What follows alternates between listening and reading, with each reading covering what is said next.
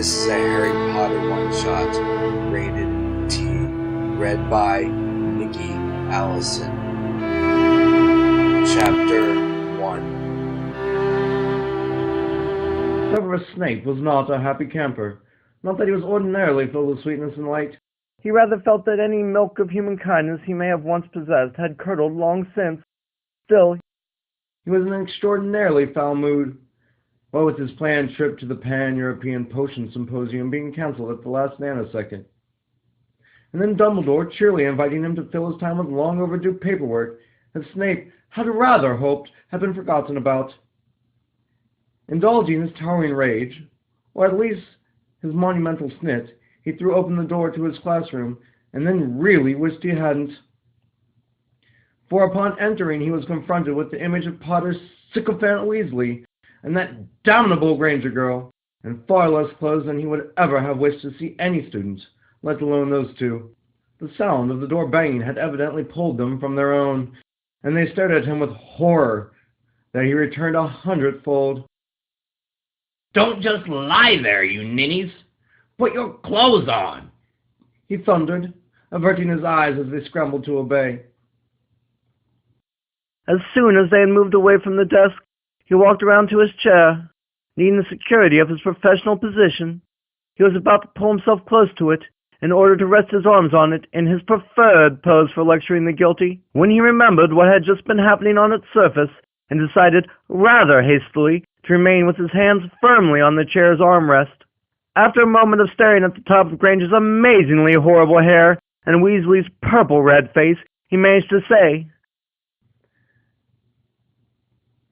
"Explain." There was a strangled noise from Granger, something between a squeak and a sob. Weasley turned an extremely ghastly shade of white, even his numerous freckles, and Snape felt he would have lived a much happier life without knowing exactly how far those freckles extended. Seemingly bleached by his terror, after several moments in which Snape glared, just as fiercely as he knew how, the boy finally managed to croak out, "We?" "Tell me, Mr. Weasley, of all the places in this castle to be caught in delicto, much too flagrant for words." He paused to look down his nose at Granger, who appeared to be attempting to shrink in on herself to the point of implosion. "Why, in the name of heaven and earth, would it be my desk that you choose to violate?" Several long moments went by before a small voice that he would never have believed come from the same Granger that swanned around the castle telling everyone and everything how to run their lives said, "Tradition." "I beg your pardon?" he said in a voice that had less resemblance to begging pardon and more to condemning to the gallows. The Weasley spoke up then, as his lady fair seemed to be speechless for once in her know-it-all life. "It's tradition, sir." Snape glared at the orange-haired twit. "Mr. Weasley, I have been at Hogwarts for a very long time, and I have never heard—" He trailed off for a moment, trying to think of a way to rephrase the remainder of the sentence without shouting, or Merlin forbid, blushing.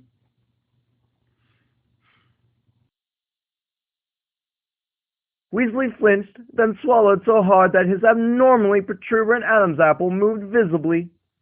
After taking a deep breath, the boy said in a rush, "I might think it might have started when Bill was here." "I see," said Snape, feeling in his bones that he was going to regret his next words. "And what precisely does this tradition consist of?" Showing his amazing range of possible skin coloration once again, the Weasley boy turned a sickly green. I'm doing that before graduation. Carve an arch in to show it's been done." Snape couldn't prevent himself from looking at his desk in horror.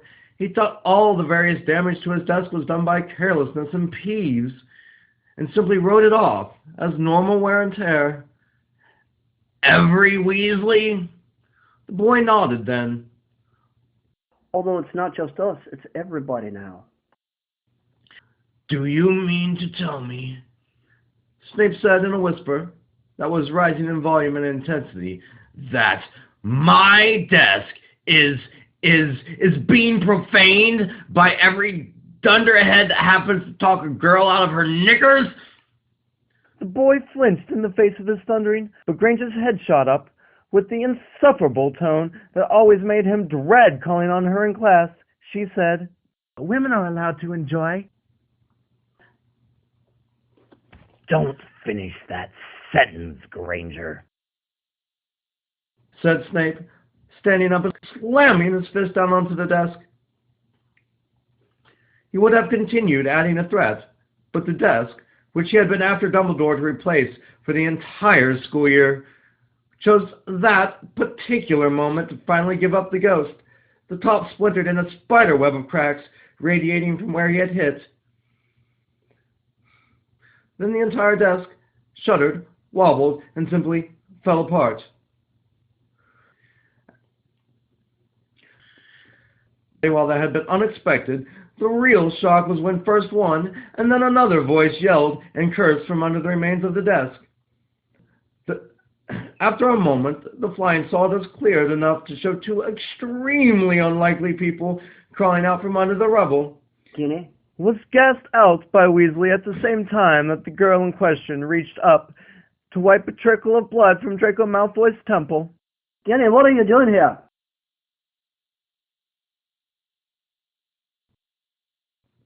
Malfoy smirked in a way that made Snape hasten to say, I would prefer not to hear the details, if you please. Draco nodded and pulled the girl back to his side when she blushed and would have stepped away. You can't, not with him. Ron Weasley's voice was pathetic and pleading as he whined. What about Harry? The girl, whom Snape had never particularly taken notice of, besides a general interest directly after the Chamber of Secrets incident, rolled her eyes and said, "What about Harry? It's because of him bringing Luna here that I found out about this at all, you know." Snape felt his stomach churn at the thought of having eaten his lunch on the same surface that had once held a naked Harry Potter. The Weasleys were screaming at each other now, with Granger making occasional comments, trying to make both sides see sense, or at least her definition of it, and Malfoy making faces from behind his girlfriend's back. Finally, he could handle no more.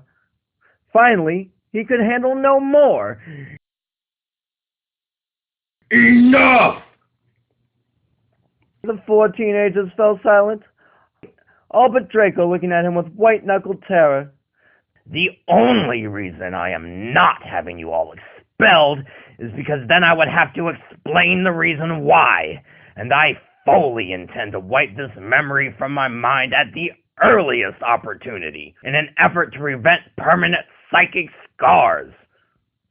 Draco looked like he was bursting to say something, but apparently there was something in the way that Snape's gaze whipped around to him that convinced him of the necessity of silence. This Closing has his eyes in been an a effort to regain FicLit control, presentation Snape of said quietly, Snape's Desk by muynet.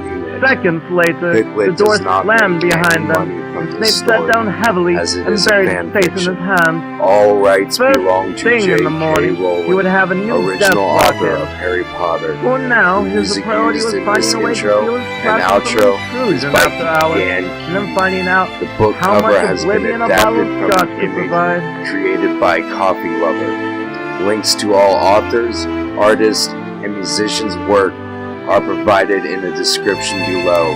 And as always, FicLit thanks you for listening.